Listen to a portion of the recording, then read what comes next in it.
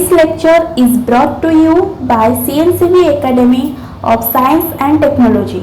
Visit us at cncbacademy.com. Hello, my name is Devati Sanyal. Today I am going to discuss some problems on quantum mechanics and statistical physics. This is the part 1 of the lecture. So these problems are related to the type of questions which are asked in Ph.D. entrance examinations. So let us get started. So these problems are from quantum as well as statistical physics. So assorted. So this is the first problem. The first one tells, so the question is, the phase shifts of the partial waves in an elastic scattering at energy E are delta 0. So this 0 means L is equal to 0, small l, 12 degree, and delta 1, that is L is equal to 1, is equal to 4 degree. And for all L greater than 1, that is 2, 3, 4, etc., this phase shift is 0. Convince yourself that the plot below describes the differential scattering cross section d sigma by d theta. So this is d sigma by theta versus theta.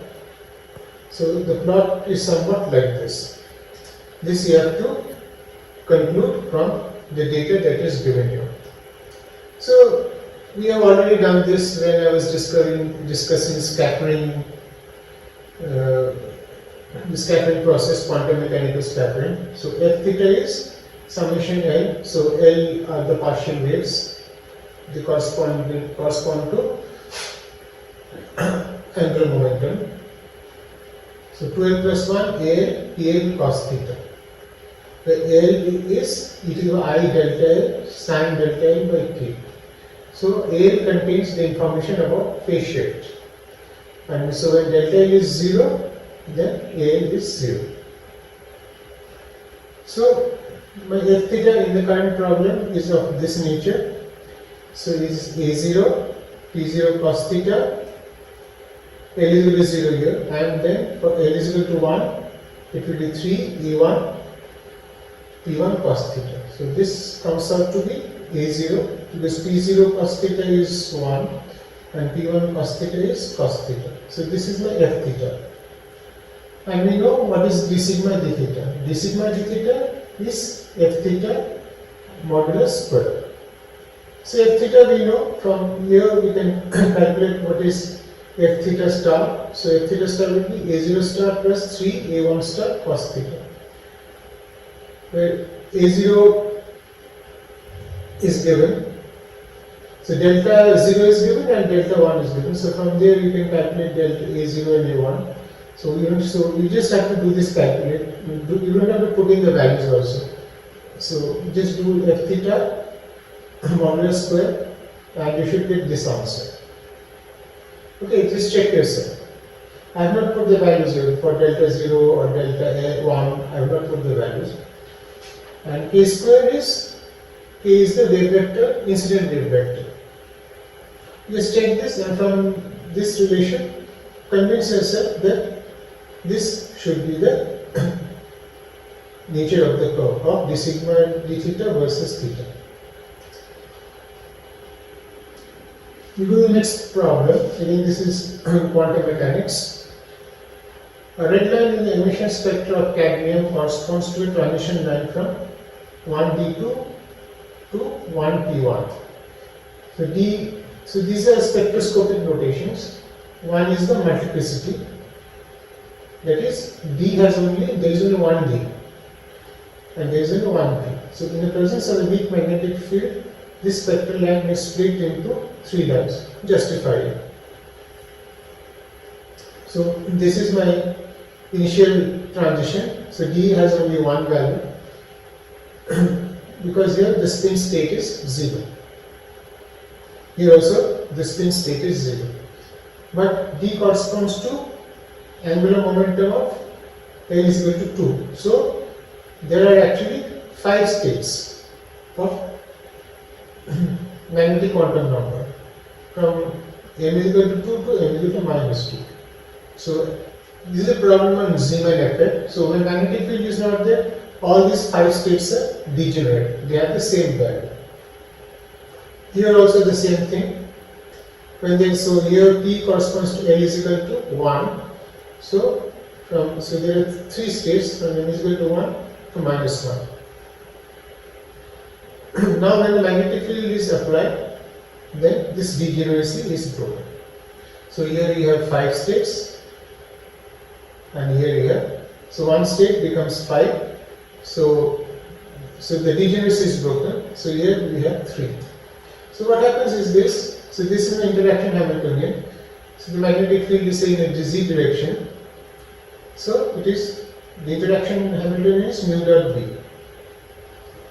The mu is for angular momentum, it is minus mu b L by h cross. The mu b is the Bohr magnet. This is the thing we know. So that connects magnetic moment to angular momentum. So when B is in the z direction, then this becomes mu dot b becomes Lzb. And if these are my values of Lz, so corresponding to the value of, corresponding to the value of M, so each energy, so this is the energy before the application of the magnetic field, and this is the energy after the application of magnetic field. So each level breaks into, E0 plus M mu b. So this, and that's how we have 5 states. So of course, depending on M, the energy is increased or decreased. For negative values of M, energy is decreased, and for positive values of M, it decreased. Same thing happens here also. And we know the selection rule. Apart from delta is equal to 1, this the selection, the transition takes place only when delta M is equal to 0 or plus minus 1. So it can only take place between, from 2, it can only take place to 1. So these are equally spaced. Here equally spaced, equally spaced, equally spaced, equally spaced. So that is the important thing. So what we have, so from M is equal to 2, it can go to M is equal to 1. Again from 0 to this 0, this is also a transition. So I have drawn 3 typical lines, and from M is equal to 1, it can go to M is equal to 0. M is equal to minus 1, it can go to 0. So these are the typical 3 types of spectral lines we get when the magnetic field is switched on. So this one will have higher frequency. We easily see this one will have higher frequency. This one will have the frequency that we had, this line that we had before, and this one will have lower frequency. Okay. So these are we get from one spectral line. This is how we get 3 spectral lines. Zeeman effect in weak field. Weak field is important. And this selection rule is important because of the selection rule we are having 3. The next problem is also on quantum mechanics. So 2 operators A and B satisfy the commutative relations H A is equal to minus H cross omega B and H B is equal to H cross omega A, where omega is a constant and H is the Hamiltonian of the system. Show that the expectation value, so A is an operator, so we are taking the expectation value of A with respect to psi, and psi is a wave function which depends on time, is given by this psi. This we know the value of, this is the expression for expectation value. In the state psi is proportional to sine hyperbolic omega t. So this is proportional to sine hyperbolic omega t. This is what we have to show. It is given that the average of A at t is equal to 0 is 0, and the average of B at t is equal to 0 is I. So here what we do, so this is the Schrodinger picture where A is time independent and wave function is time dependent. So this is seen as the Heisenberg picture, where this is the Heisenberg operator corresponding to A, and my wave function remains constant. And what is the equation of motion for the operator in Heisenberg representation? This is the equation of motion. dAh dt is equal to IH cross H. This is the commutator of H with AH. Similarly, the time derivative of BH, this is an operator differential equations, I by H plus H BH, and this is my initial condition. So this we can solve. So dA, so I will solve for this A. So what is HH? This is given. This is minus H plus omega B. So minus H plus omega B. So if you again take a time derivative, so this becomes d2AH dt square. And here I will have my dV dt. So you have to do the problems yourself. I am just telling you what to do. So here we have dV dt. Now dV dt is given here. dV dt is I by H plus H BH. And this is H plus omega. So what we get is d2A dt square is equal to some constant into A. So that's it. So this is a very familiar differential equation. Once you do it, you can easily see what kind of structure it will take, and then impose this condition. And once you impose this condition, then you know how A varies with time. So put it here and you will get the answer. With the next problem, electrons are polarized in the x direction are in a magnetic field B1I plus B2, then J cos omega t plus K sin omega t. The B1 say is much more greater than B2, and omega is a positive constant. Show that the value of H plus omega for which the polarization flip process is a resonant one is this. Now the problem is, first we have electrons polarized in the x direction. Okay. Now we have a time dependent perturbation. So if the electron is in the x direction, it will not stay in the x direction forever. It will get disturbed at some point, and suppose from x direction it may flip to minus x direction. Now we know from time dependent perturbation theory that because of this time dependent field, the polarization direction of electron will change from plus x to minus x, but the frequency at which the probability of this flipping is maximum is equal to the energy difference between the initial state and the final state. If this H cross omega is equal to the energy difference between the initial state and the final state, then the probability of the flipping is maximum.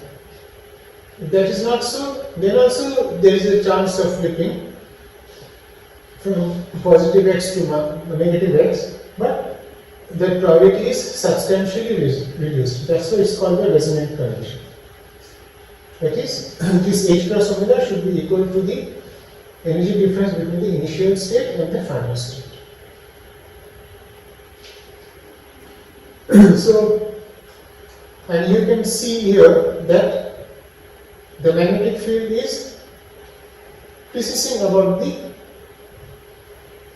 x-axis. So V1 is a constant, and this part of the field is precessing about the x-axis. So this is the x-axis, then the magnetic field is going like this. And that will cause the transition. So what we have to find out is the value of the energy of the system when the electron is in the plus x direction, and the energy of the system when the electron is in the minus x direction. So this is mu dot B, interaction Hamiltonian. And what is mu? For spin, it is minus 2 by h cross mu B is a Bohr magneton, and S is the spin vector. Now, if your B is in the, so if initially we had spin in the plus x direction, then B dot S will be B1 SZ, and SZ will be plus R. So for a spin oriented in the next direction, what is the energy? E half. And for a spin oriented in the minus x direction, what is E minus half? And that is very simple. So it is, so it will be mu SZ B1. So this minus 2 by h cross mu B SZ B1. So that will be, and SZ can be, if it is in the plus x direction, it is plus R, and if it is in the minus x direction, it is minus R. So that's all. So once you get E half and E minus R, just take the difference. You can just take the modulus of the difference, and that should be equal to h cross omega. So that is the resonant condition. We go to the next problem. This is also from quantum mechanics. So two distinguishable non-interacting particles, each of mass m, are in a one-dimensional infinite square wave in the interval 0 and t. If x1 and x2 are the position vectors of the two particles, then the expectation value x1, x2 in a state in which one particle is in the ground state and the other one is in the first excited state is the square vector. Prove it. So say the particle 1 is in the ground state and the particle 2 is in the first excited state. Then x1, x2, what is the average of this? This is simple. Since the particles are non-interacting, this average is actually x1 and x2 average taken separately. And this is very easy to find out. So in the ground state, what is the average of the particle when the box is of this dimension? Similarly, if it is in the first excited state, what is the average of the particle in this box? So you two averages, multiply, and you get the answer. Now go to the problem. This is statistical physics and quantum both. So we have two electrons at thermal equilibrium at temperature T, and they can occupy two sites. So there are two sites. The energy of the configuration in which they occupy different sites is J S1 dot S2. The J is greater than 1. And S denotes the electron space. The energy U, if they are at the same site, if U is 10J, show that the probability for the system to be in the first excited state is this. The beta is kV by T. So 3 e to the minus beta j by 4. So we have two sides. So electron, so first scenario is one electron is at one side, the other electron is at another side. In that case, this is the energy. Or the scenario is both the electrons are at one particular site. If the sites are A and B, either both the electrons are at A or both the electrons are at B. In that case, the energy is U, where U is 10J. So first we have to find out for this system, so what is meant by the first excited state? So we have to find out the possible energies of this system. Then we can say what is the first excited state. Now S1 dot S2 is, so remember this is a quantum problem. So S1 S2 are the spins of the electron, and that is, so S1 dot S2 is S1 plus S2 whole square minus S1 square minus S2 square, and half. Now S1 square is S1 into S1 plus 1. This is quantum mechanical relation where S1 is half. Similarly for S2 square it is S2 into S2 plus 1. So S2 is half. And S1 plus S2 is denoted by S. So this is S square and S will have a quantum number S. And what is the small s? So we are talking of 2 electrons. So this S can have 2 values. Either it is 0, half minus half, or it is 1, half plus half. If S is 0, if S is 0 means this spin quantum number is 0. That means it has only one state, and here there is no orbital quantum number because the electrons are static sitting at a particular site. Then S1 dot S2, directly you can calculate for S is equal to 0. You can calculate S1 dot S2. Check yourself, it is minus 3 by 4. But if S is equal to 1, then this S1 dot S2 is equal to 1/4. So these are 2 energies, right? S1 dot S2 gives me 1 energy, and S1 dot S2 for S is equal to 1 gives me another energy. Remember there is J here, so I have not written the J. So we have 2 energies. So this is the ground state, this is the first excited state, and this is another state which is U, when both the electrons are occupying the same site. So this is a 3 energy system. So you have 3 energies. One is minus 3/4, one is 1/4. J is here, minus 3/4 J, 1/4 J, and another is 10 J. Now S equals 0 is a singlet state. So there is only one state here, and that state has energy minus 3/4 J. But S is equal to 1 is a triplet state. So it has L is equal to, so it has angular momentum. I mean spin now. This is, I am talking of spin. So L may not be the appropriate notation. So you have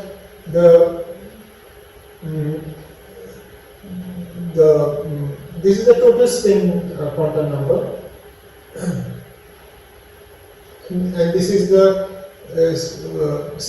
projection along z direction. So L can be 1, L can be 0, or L can be 1. So this is a triplet state. So 3 states having the same value 1/4. So here there are 3 states. So this energy is 3-fold degenerate. So there are 3 states having the same energy. Here there is only one state having only this energy, and there is another state which has energy U, but there will be 2 states because the 2 electrons can either be in site 1 or site 2. So what is the partition function? Partition function is e to the power minus beta Es. So beta Es are these. So Es are these terms, and one U is there, summed over all states. So here we have one state, here we have 3 states, and for the other there are 2 states. So you can easily calculate the partition function, which will have 1 and 4, 6 terms, out of which 3 of them will have the same energy and 2 of them will have the same energy corresponding to U. And so once you calculate the partition function, that is like the total probability, and if you are interested in the first excited state, you know how to do it. This itself will tell you what's the answer, so I don't have to tell you anything more. So this is the outline of the solution of the problem. Now we go to the next problem. The single particle energies in a system of n non-interactive fermions of spin S are n square E0, where n can take the values 1, 2, 3 like that. Show that the ratio of the Fermi energies for spin is equal to 3 by 2 and spin is equal to half is equal to 1 by 4.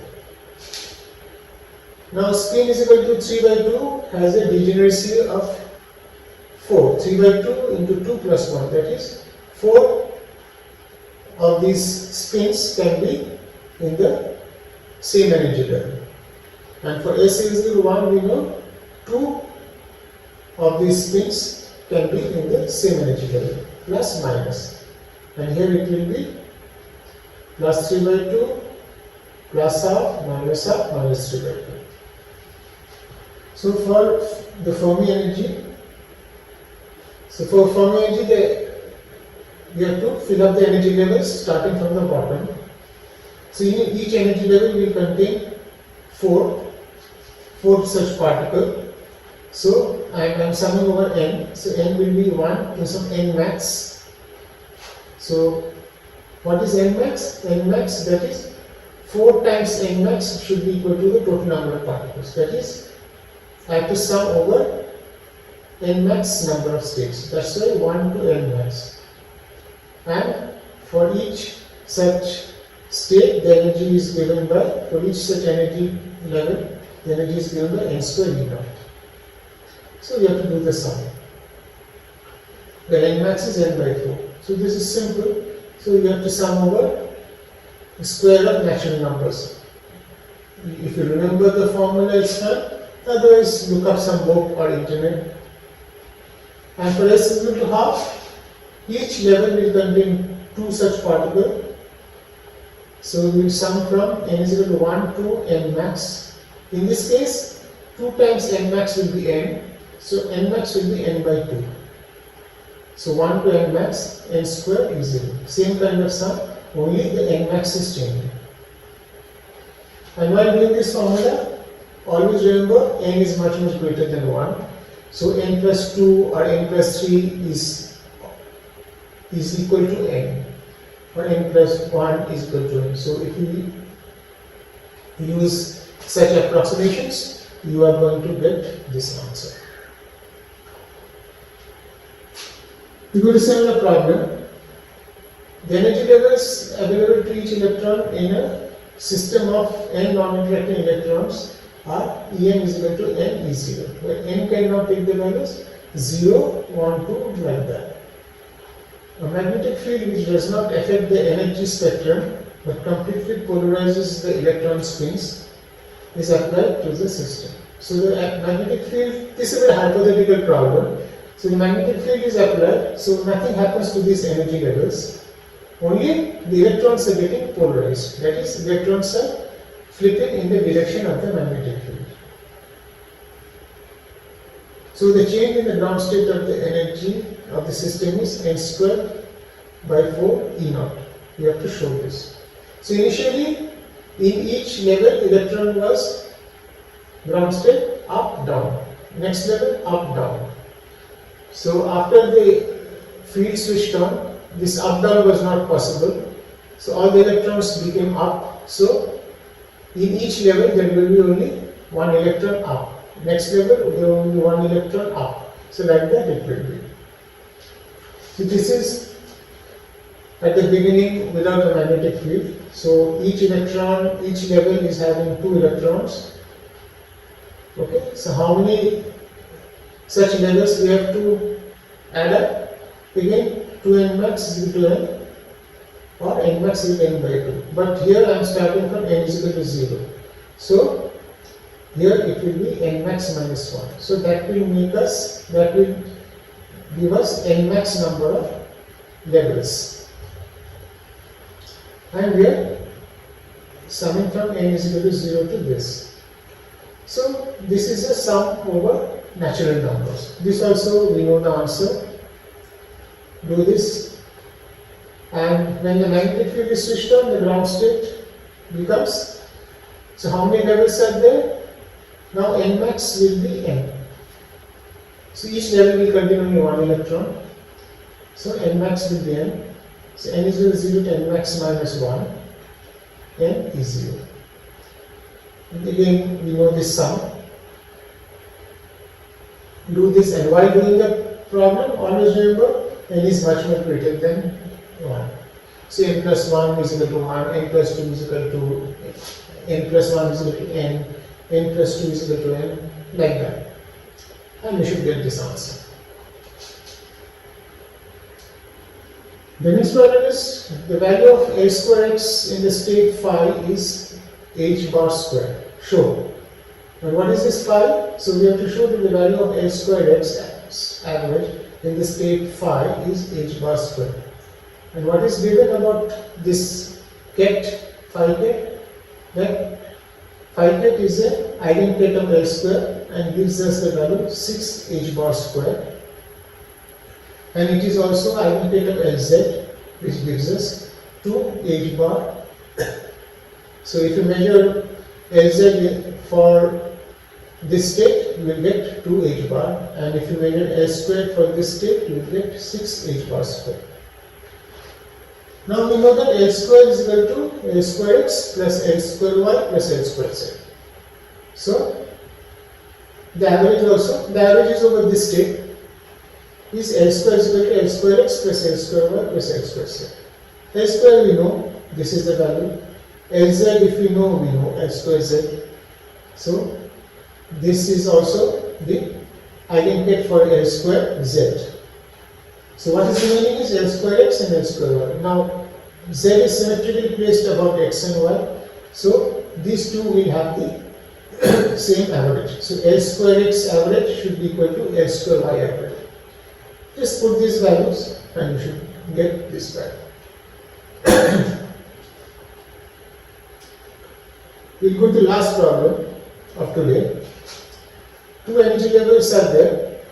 So one is 0, which is non-degenerate, another is epsilon, which is doubly degenerate, are available to n non-interacting distinguishing particles. Hence, you are able to distinguish the particles, not indistinguishable. If you use the total energy of the system for large values of n, the entropy of the system is given by this. This you have to show. That if U is given, and if n is known, and if 0 and epsilon are given, then the entropy of the system is given by this.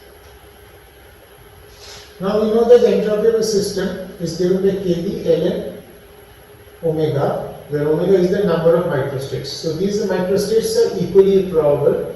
So if we have omega number of microstates, equally probable microstates, then the entropy is kB, ln, omega. So this we have to calculate. So in order to calculate this, we have doubly degenerate. So let there be n0 number of particles having energy 0 and n1 number of particles having energy epsilon. And epsilon again is having two energy levels because it's doubly degenerate. So n0 plus n1 is equal to n. n1 is the number of particles having energy epsilon. So that can be from either of the two degenerate states. And another given condition is 0 into n0 plus epsilon into n1 is u. So this is the total energy of the system, so that directly gives me n1. So once I know n1, I know n0 from this relation. Now comes so what are the number of ways we can build this system? That is given by n factorial divided by n0 factorial, because interchanging of particles which are in the 0 state doesn't give me anything new, so that's n0 factorial, and the number of particles in each of the two non-degenerate states, in the doubly degenerate states, will be n1 by 2 and n1 by 2. So interchange of n1 by 2 particles in the same energy state is useless. That's why this denominator, in the denominator we have this factor. Again, in another state, interchange of n1 by 2 particles among themselves is useless. That's why we get factor. So the total number of microstates will be n factorial n0 factorial, n1 by 2 factorial and n1 by 2 factorial. So you have to take the log of this, but before doing this you have to use what is called Stirling's approximation. So n factorial is n ln minus n. This we know for larger. So just use this. So n factorial minus n0 factorial n1 by 2 factorial. Use this, and without much problem you should be able to get this result. Okay. So with that I end today, and we soon meet with the next set of problems. Thank you.